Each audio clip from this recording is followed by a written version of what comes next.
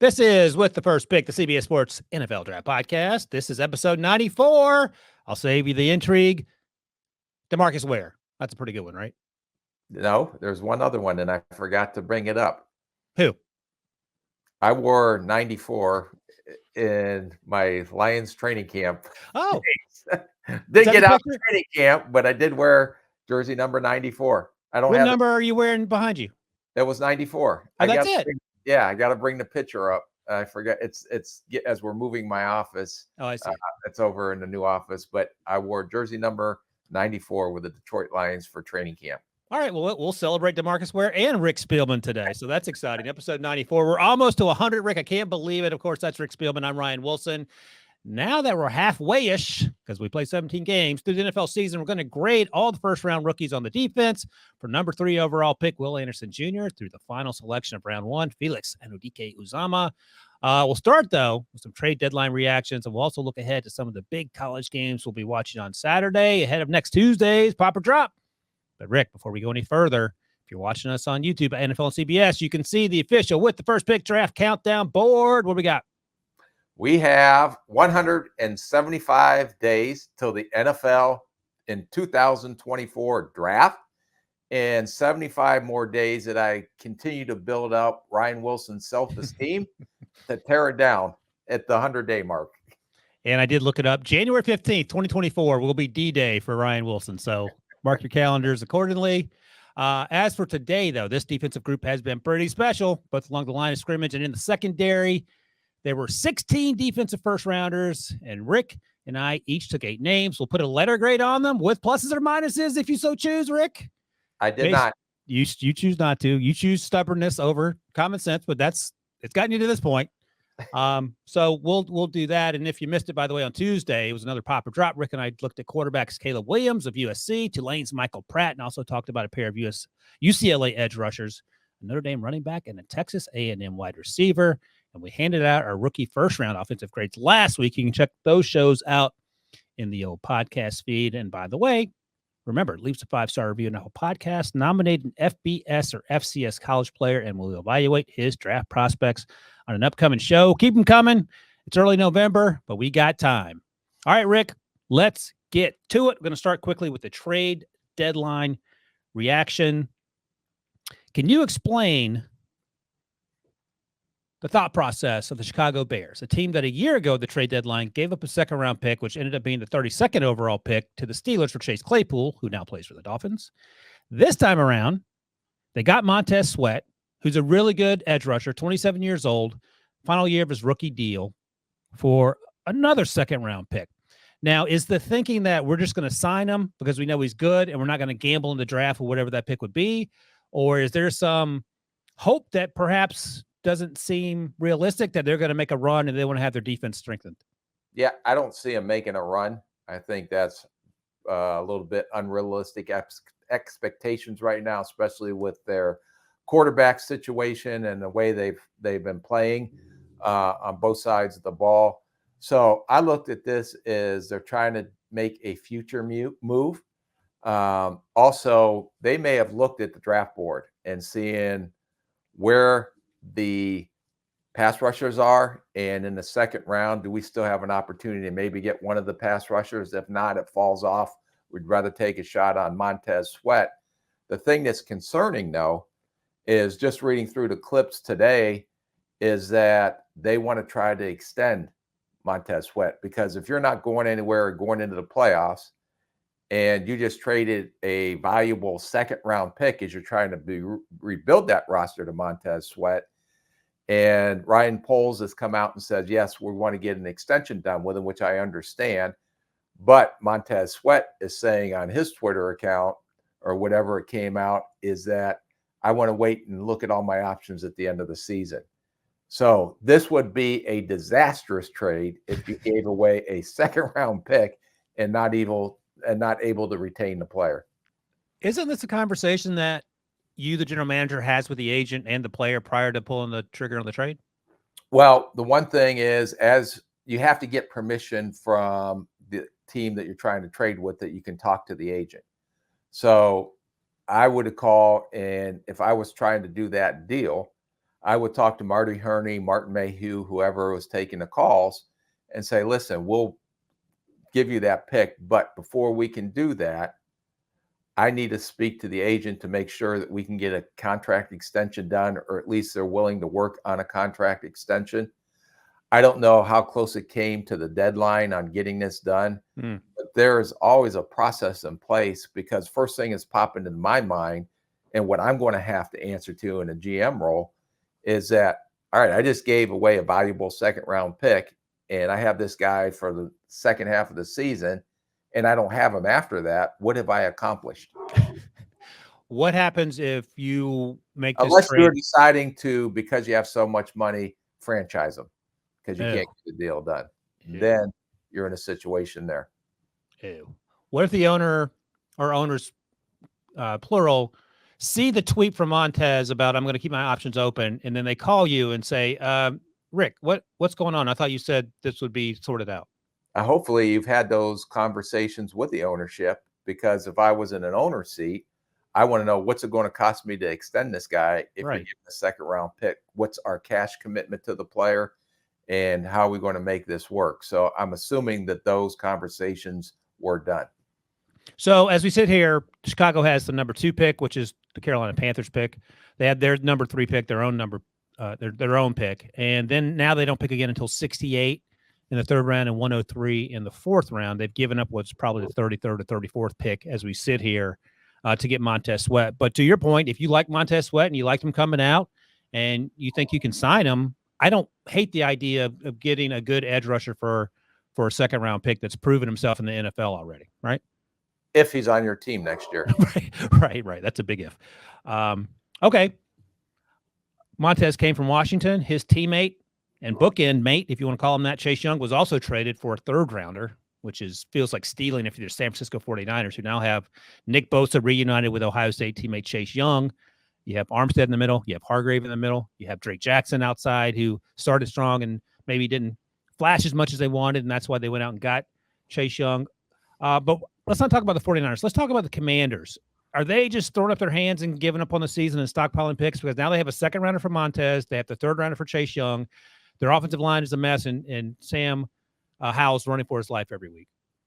I think it's going to be interesting to see, and I don't know the dynamic behind the scene, but was this directed from the ownership? Because if I'm Ron Rivera, if I'm the front office, we have to win games maybe to keep our job, or the new ownership may end up blowing it up.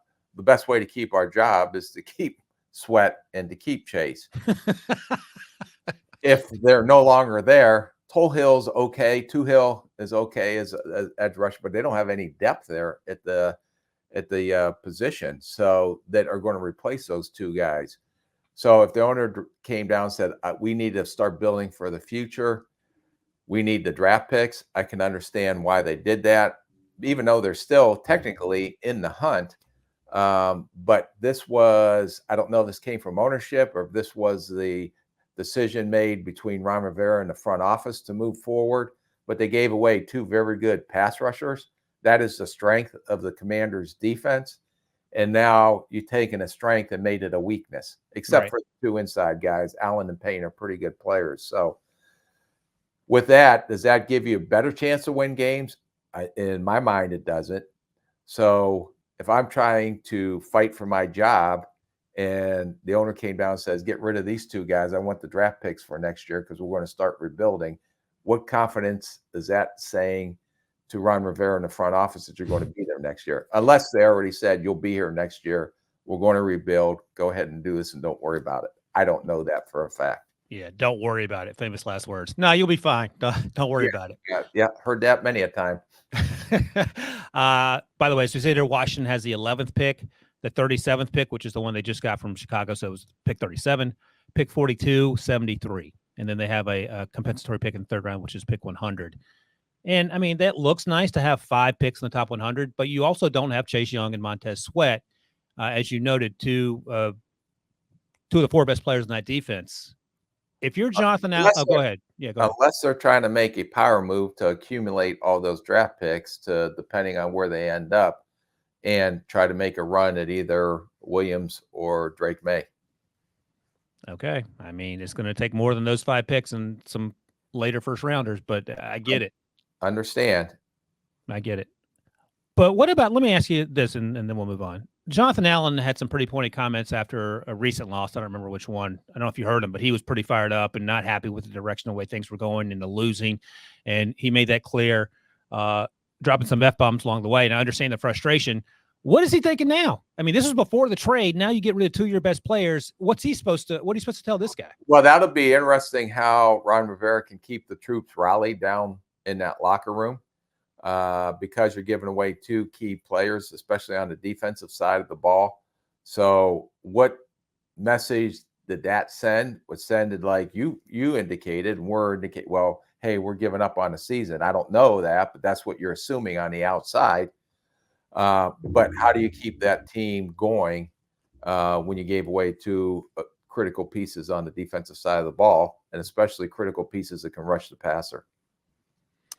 All right, let's take a quick break. When we come back, we'll get to this first round rookie defensive grades. And I'm looking over Rick's grades right now. And I won't tell you if he included pluses or minuses, but you'll find out together after the break. We need the sports news anywhere. We've got breaking news to bring you. Then get your sports anytime you want them. Big trade news overnight to discuss. Because we know you need sports all the time. A lot of movement in the rankings this week. A legend adds to their legacy. We're bringing you that breaking news right here on HQ. CBS Sports HQ, anywhere, anytime, all the time. All right, Rick, I'm now hesitant to tell you this because I didn't mention this explicitly in the rules, but my own personal Ryan Wilson grading system, I didn't want to give anyone worse than a C- just because I'm a softie. So I'm just letting you know that it doesn't affect your grades. I grade a little different curve than you do, but we'll figure it out at the end. Don't get angry. Don't get nervous. No, I got 75 days to say, great job, Ryan. Great job. There you go. There you go. All right. As I mentioned at the top, Debo split these guys up 8 each for me and Rick.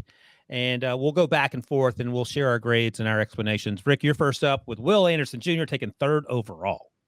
A. I choose A.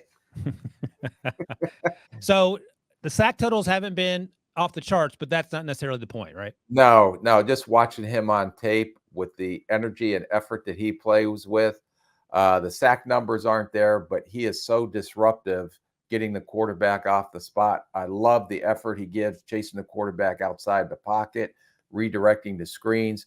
He plays strong at the point versus tight ends. He needs to get a little stronger versus offensive tackles, but he's productive in the run game.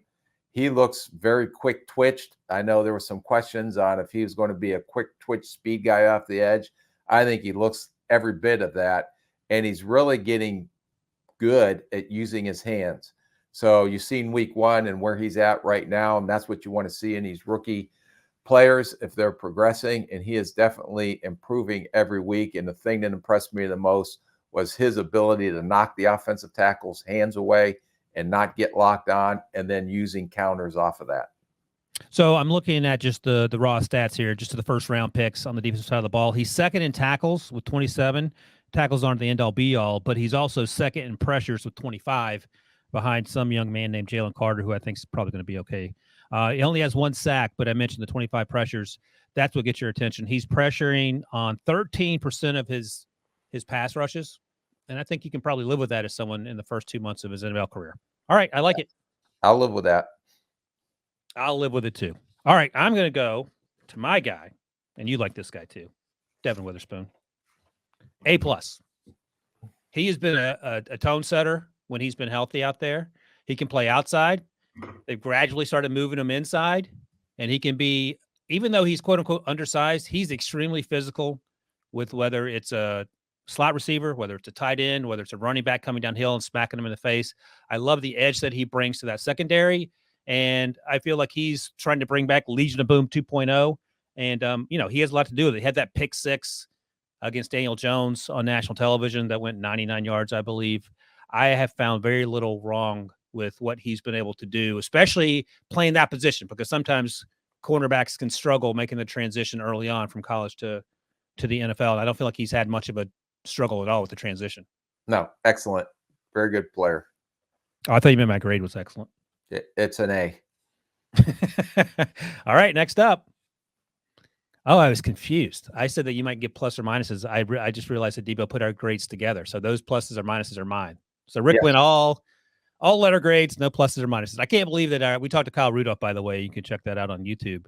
He agreed with Rick basically with the grading system. So I feel like this is a Minnesota Vikings oversight. I'm going to go with that. All right, next up, Tyree Wilson, a guy that we liked a lot coming out, had the foot injury last November now, almost a year ago at Texas Tech. I don't know if he's fully recovered. Doesn't seem like he is. What'd you give him, Rick? I gave him a D as in Debo. All right. He's it's interesting to watch him. He's in a rotation, playing from a 2-point stance. To me, it looks like he's playing like he's painting by the numbers. Yeah. He needs to just let it go. He's running into the blockers as a pass rusher. He has no counter moves, doesn't have a rush plan, needs to get his pads down as a run defender. And it's hard when you're watching Max Crosby on one side and him on the other side. It's night and day difference in the speed that they play at and the energy and effort they play with. So I think he'll still be a good player. I think he just has to just pin his ears back and go, and that's something he's not doing right now. And it may be the case. What's that? D as in Debo. And it may be the case that he doesn't trust himself physically, right? Because his foot's not where he wants it to be. You're right. Now we're beyond that. Now it's just. You think so? Yeah. Just go. Just go. Okay. It's a mess out there right now anyway, as we know. Yeah. That's the other thing.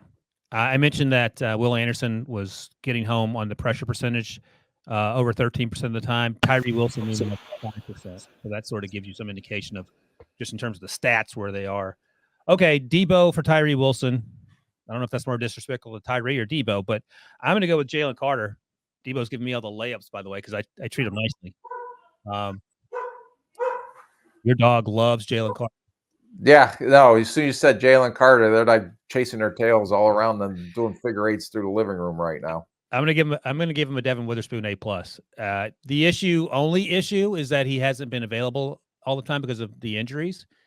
But I'm just grading on what I see when they're out there, and he has been as close to unstoppable. Have you seen a rookie through 2 months that has been as close to unstoppable as Jalen Carter? No, he's played very well, both against the run and as an inline pass rusher. And everything that you saw on tape when you graded the flashes, but when in rotation, and we talked about this earlier in some podcasts last year when we were grading these guys, I was hard on defensive tackles that didn't go hard every snap. But you have to remember, they're playing 70, 80 snaps a game.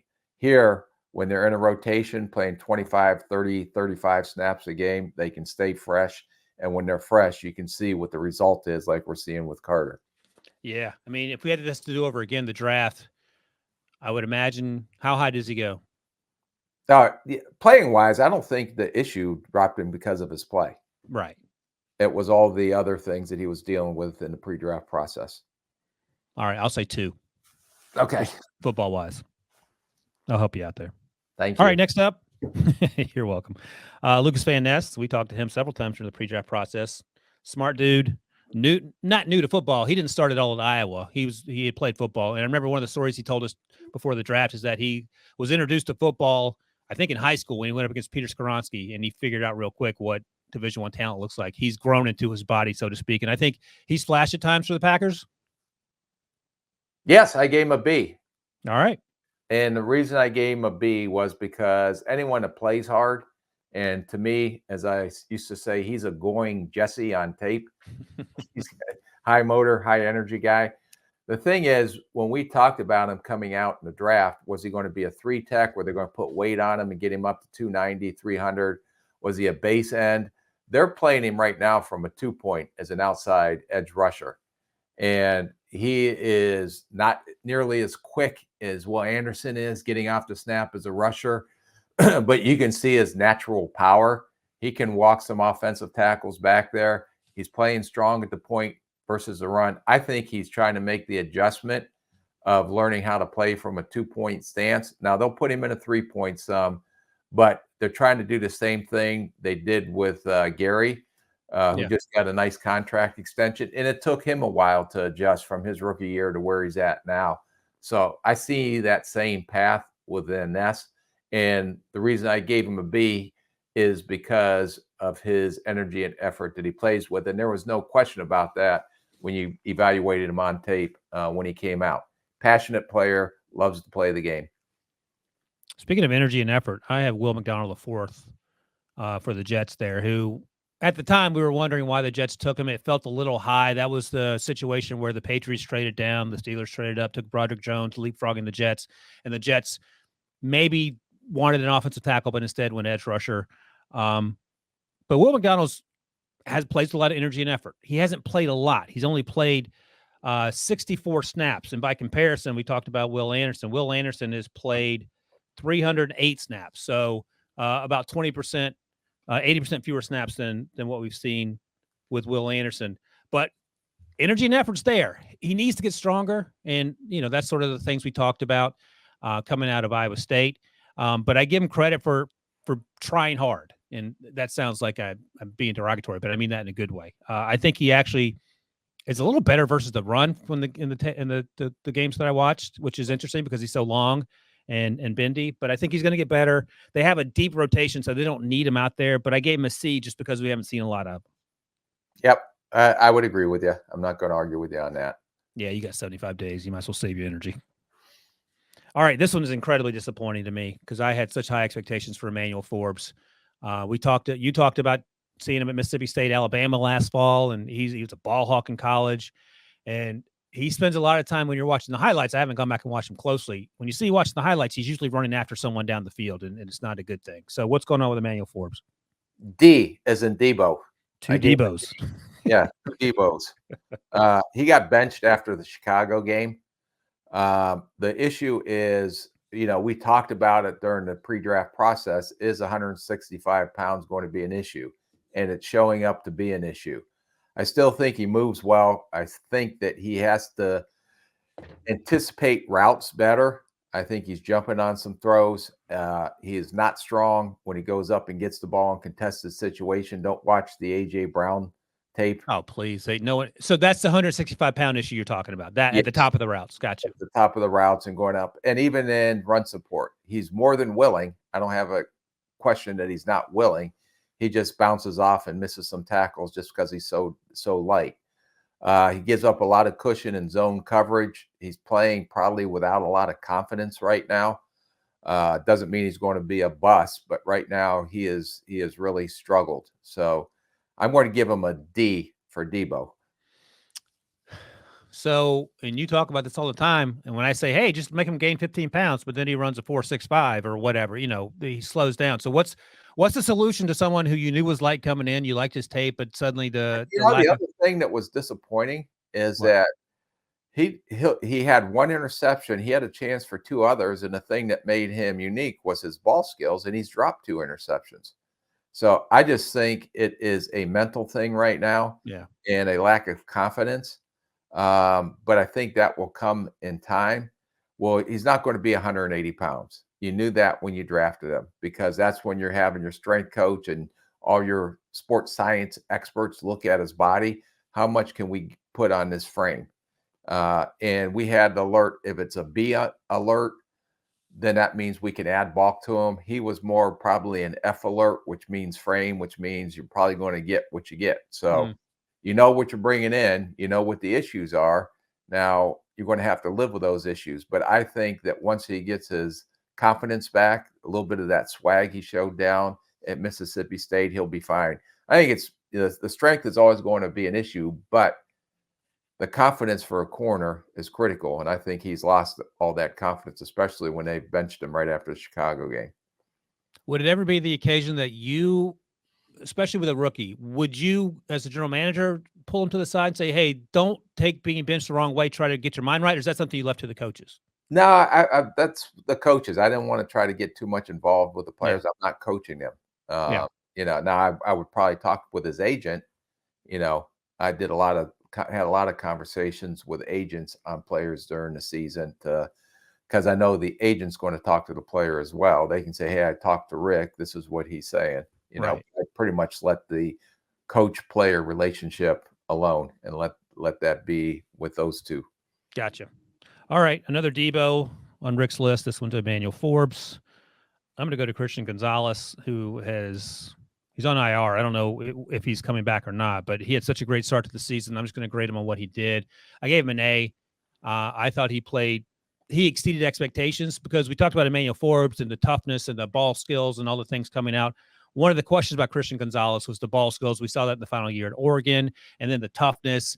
Did he have the right mindset to be a cornerback in the NFL? And he showed pretty quickly that he did. He seemed to be understanding what his responsibilities were early on. We saw the physicality. He has the length. He had the interception against the Eagles in that game early in the season where he was playing center field and sort of did a baseball turn and made a play at the sidelines.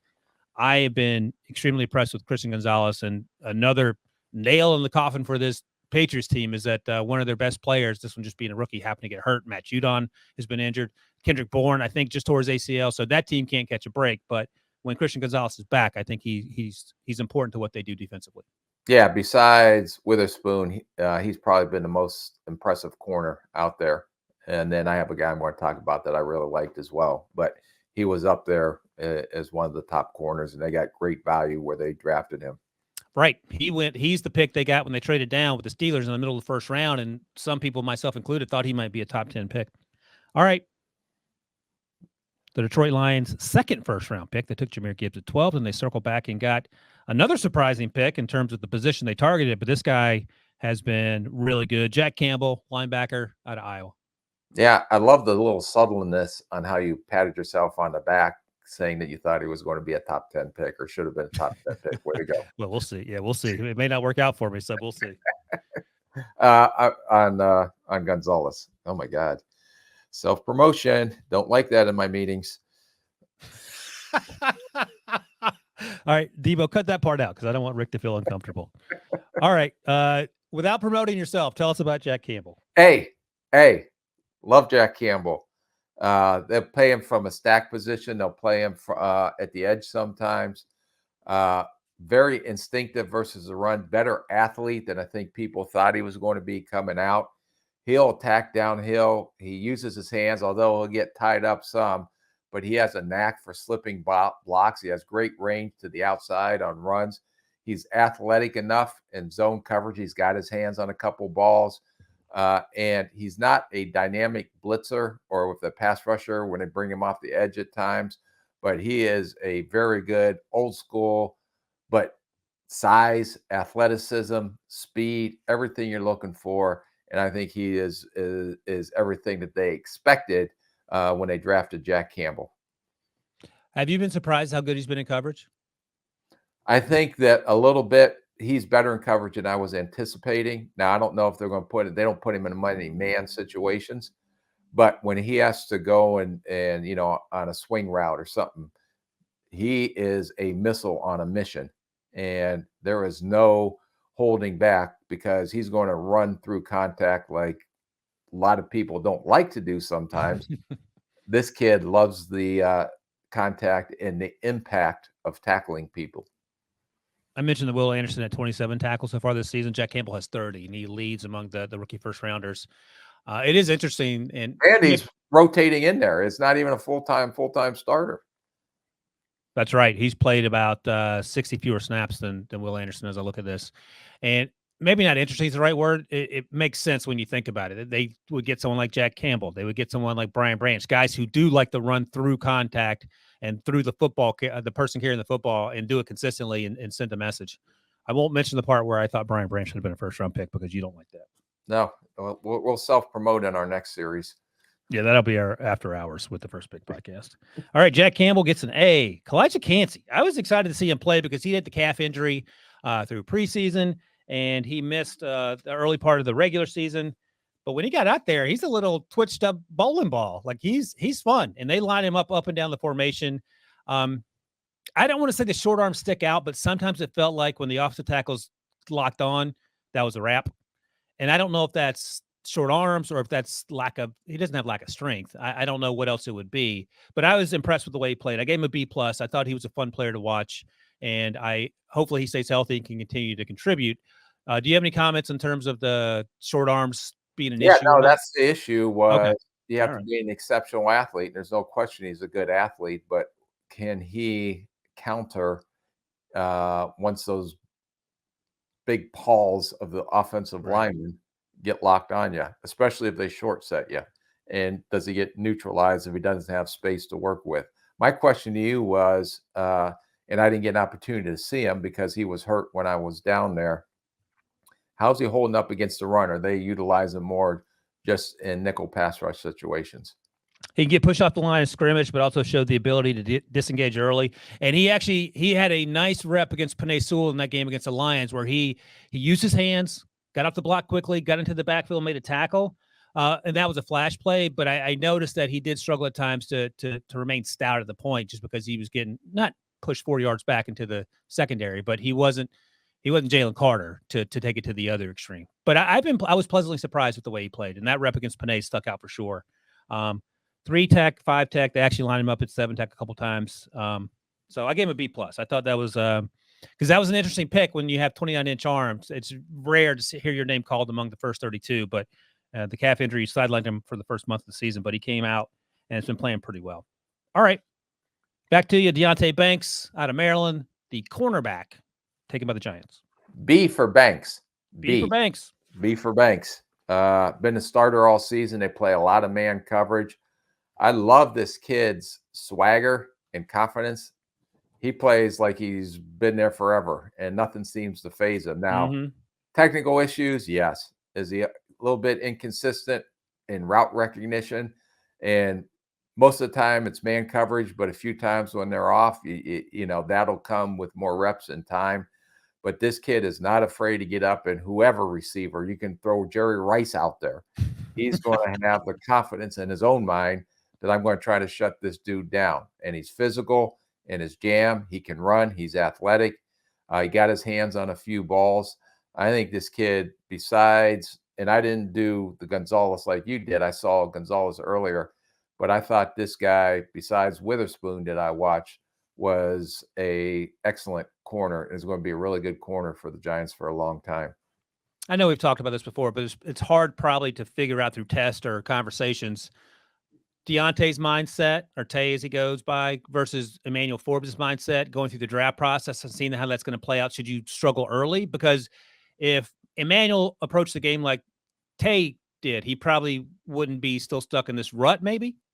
Yeah, I don't know. And that's why you do all those tests to Yeah. try to at least give you some kind of indication on self-efficacy, confidence, whatever you want to call it. Right. And like I said, the successful corners are the ones with the short-term memory and the ones that are over the top confident. And usually, because they don't care if they get beat, they'll pick up their helmet, put it back on their head, and they'll say, "Let's go again." Some of the guys go in the tank, and I think Forbes is going into the tank a little bit because of some of the plays he's given up. This kid, he doesn't have any concerns about anything. If he screws up, I'm fine. Put me back in there again, coach. Let's go. Yeah, and I've said it before. He was an interesting interview. He was sort of quirky, but you got the sense that he did not care. Like he was gonna. That's a good trait. Yeah, no, that's right. Not a bad thing for sure. All right, back to me. Mozzie Smith, defensive tackle out of Michigan, went to the Cowboys. I gave him a C, and so he plays mostly 2 tech, plays over the center at times. Had him at 4 a minute or two.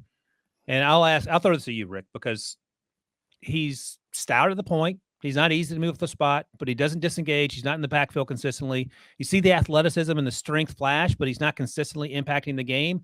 And is that more the case that Dan Quinn wants him eating up space and letting people behind him make plays like Micah Parsons or whomever? Or is this a situation where he's not doing what they were hoping he was going to be able to do at this point? Because it's unclear to me. I don't want to say he's having a terrible start to the season where maybe they're asking him to do things that I don't know about. Yeah, and I don't know what they're asking him to do from a schematic standpoint. I remember talking to my brother, and his 2 favorite people on the field were the 2 big hogs that were in front of him. And the guys that kept him clean so he can run and make all the plays in the run game. So some of those guys are asked to 2-gap and to hold off offensive line, but you'd still like to see them, if they have an opportunity to shed and get off and find a block or find a ball carrier, to do that. But I can't answer that because I don't know exactly what they're asking him to do. Maybe he's doing everything right, or maybe But that was some of the issues in coming out of college. There were some games that you looked, Ohio State game is like, God, this guy's a fun phenom. And then you look at other games and it's like he disappeared. So that pattern seems to be showing up in the pros, at least in his rookie year. But I don't know the reason why or what they're asking him to do. Yeah, last month, Micah said on his podcast, because everyone has a podcast, Rick. He says, I think Mozzie's coming along great, because I was sort of curious and to see where sort of the thought process was with Mozzie. And then Parsons added, I think midseason, late in the season, we get a chance to see Mozzie be dominant. I'm super excited for him. So maybe he's doing what he's supposed to be doing. I gave him a C just because he wasn't as impactful as some of the other players we've talked about. All right, back to you, Miles Murphy out of Clemson. Rick, just so we're clear, he is 6'5". He's not 6'3". Yep.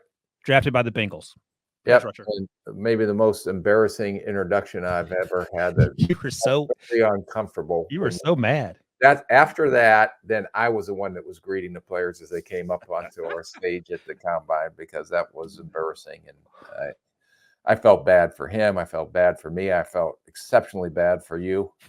But hey, man, 75 days. Oh, yeah. Back in. Sorry, I slipped up for a second. You slipped back into your old form. Edge rusher who got drafted by the Bengals. Yeah, well, since Debo did not give us the option of having an incomplete grade, I went with he only had 75 snaps, comes in mostly in some pass rush situations, but it's really hard to get a true test or feel for him. I thought that this kid played with a little hesitation, still trying to feel his way. He anchored okay at the point, but not consistently getting off blocks. He'll run, he'll chase. I didn't have any concerns. Not very violent with his hands, especially in the pass rush. He still needs to learn how to get a pass rush plan. He can turn speed to power, but not overly physical, walking the offensive tackle back into the quarterback's lap. And he has to learn how to use his hands so he's not locked on so early in the down. And he has to learn how to get a counter move. I think he is just 21, because a year ago we were saying he's only 20, so he's still young in the process. Again, we talked to Kyle Rudolph. He was only 21 when he came out of Notre Dame, and he talked about how young he was. So there's time, but he just hasn't stepped into the stage and just been, hit the ground running, and that's okay. But he'll come. I think, because as long as I see him play hard, yeah. And one of the things that stuck out is if the quarterback scrambles, he doesn't give up on a play and he'll chase. So I know that he'll play hard. The rest of it will come in time as he grows and learns what the NFL is about, and as he matures in the technical aspect of his game. Speaking of technical aspects and speaking of teammates from Clemson, I have Brian Brzee, drafted late in the 1st round by the Saints. And throughout the draft process, I was struggling to see 1st round talent, but he had a ton of things going on in his life with his family members, and he had torn his ACL the year before. We talked to him at the combine, and you and our buddy Pete Briscoe immediately made fun of me because I fell in love with him as a human being. And by the way, he looks to be fully healthy, and he is playing, to borrow a Rick term, with his hair on fire, and it is awesome. I gave him an A, and I was so excited to see him out there. He hasn't had any injuries to deal with, so he's been on the field consistently. Plays over at 3 tech. Plays a little 5 tech. They'll line him up over the center. He is twitchy. He is strong, quick first step. He's shooting gaps, and that's against the pass.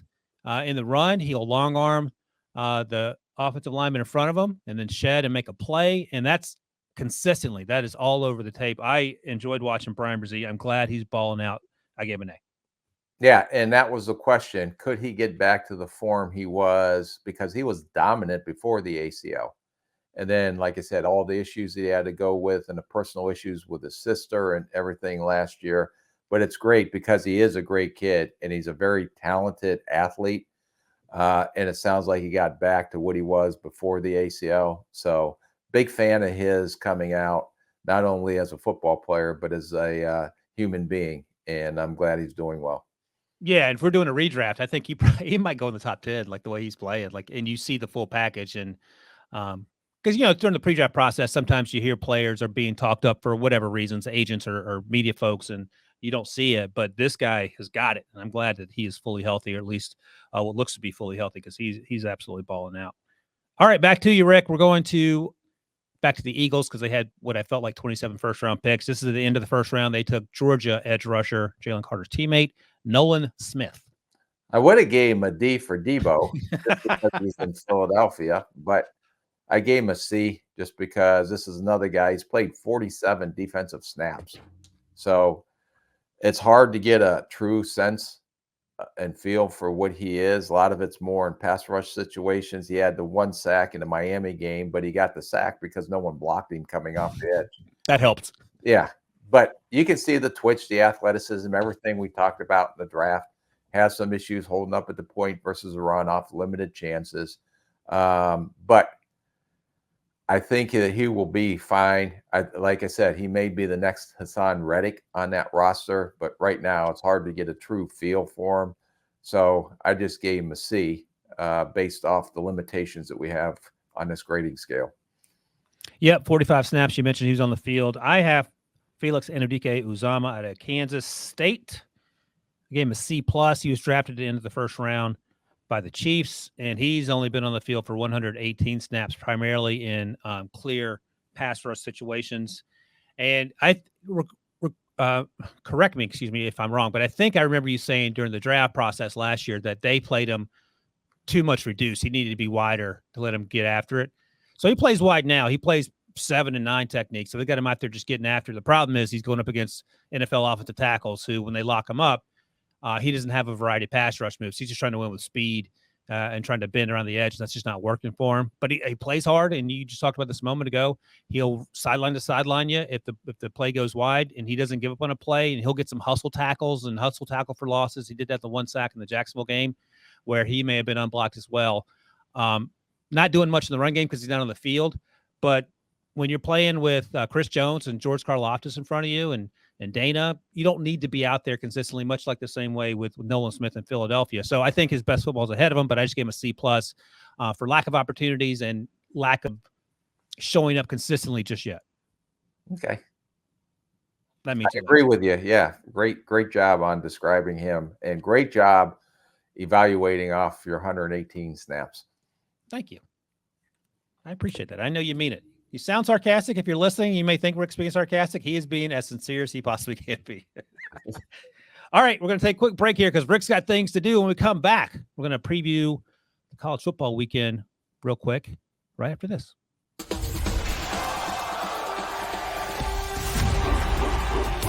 This is big-time college ball. Every play matters. First play of the game to the last play of the game. All right, Rick, let's do it. Big weekend, week 10 in college football. And I teased it last week. We didn't get around to it Tuesday because I told Debo to give us a break on the homework. But we will circle back for Pop and Drop almost certainly. LSU versus Alabama, maybe a ton of names. We'll figure those out. But I want to start with Jaden Daniels because that's a guy who's been popping. If you're watching us on YouTube, you see the CBS Sports slate of games on Saturday. And right in the middle there, Missouri at Georgia, and then LSU at Alabama at 7:30. Starts with Ohio State Rutgers. Love it. Jaden Daniels, he's been playing some pretty good football.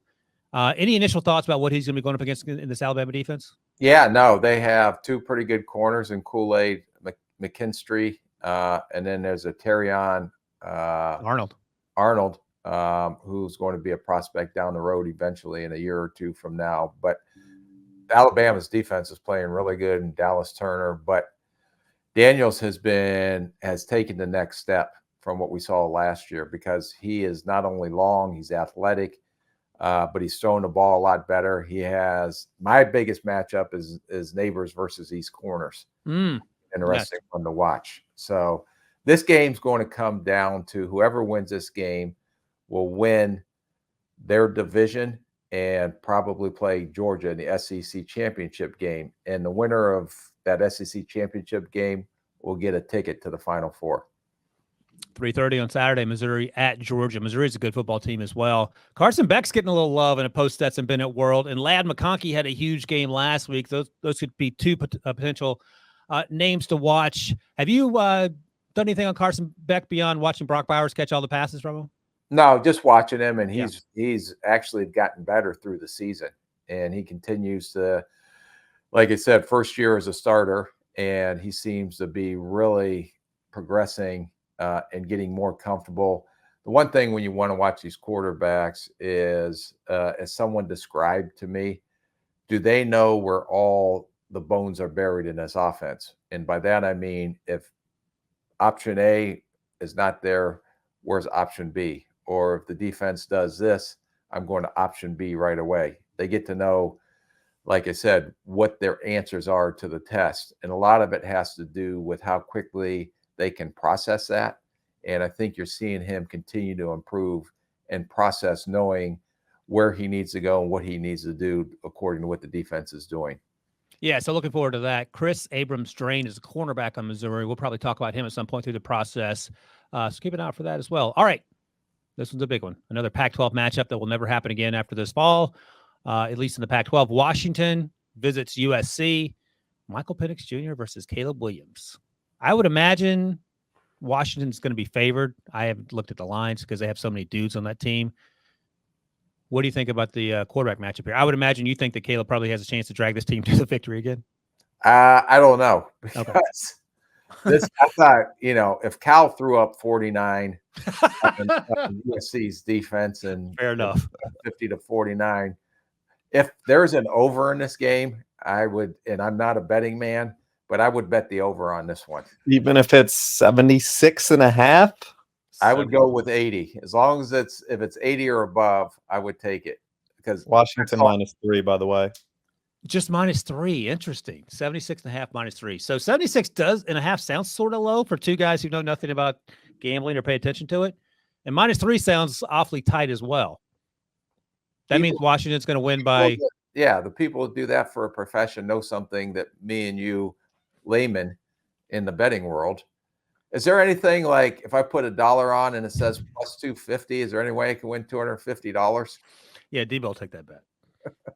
That's the Debo book. At USC, if it was at Washington, that spread is definitely bigger. Yeah, it feels like it'd be like -9 or something. Maybe Yeah, because Caleb. You just gotta look at. I don't know how many points off the top of my head USC's defense has given up, but I did watch that game last week. It's a lot. Yeah, shootout.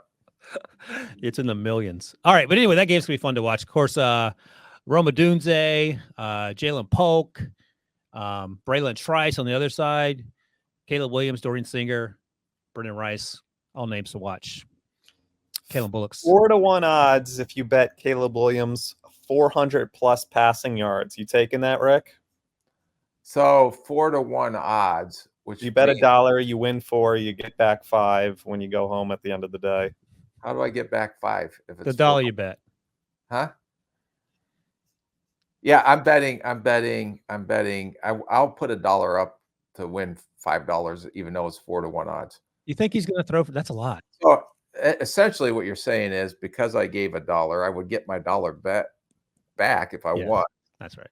and then I'd win $3 more, or I'd win $4 more. 4. So now that's how I get to the $5. Debo, don't give him the odds next time. Just ask him the question, okay? All right. Anyway, that game's going to be fun to watch. And I'm sure we'll be talking about that because we talk about Caleb every weekend. There's continues to be a push, by the way, Rick, that Caleb is not quarterback 1. The only reason that would happen is because Caleb's dad gets involved, I would imagine. Otherwise, on the field, I don't think it's close, but we have plenty of time to discuss that. And quickly, let's talk about this week 9 in the NFL, because there's a chance we have 7 rookie starting quarterbacks. We'll be tied for the second most in 1 week since 1970. Will Levis plays Thursday night at the Steelers. Jaron Hall starting for the against the Falcons, in Atlanta. Clayton Tune has a chance to start at the Browns. We'll see where Kyler is. Tyson Bagent's going to make his third start.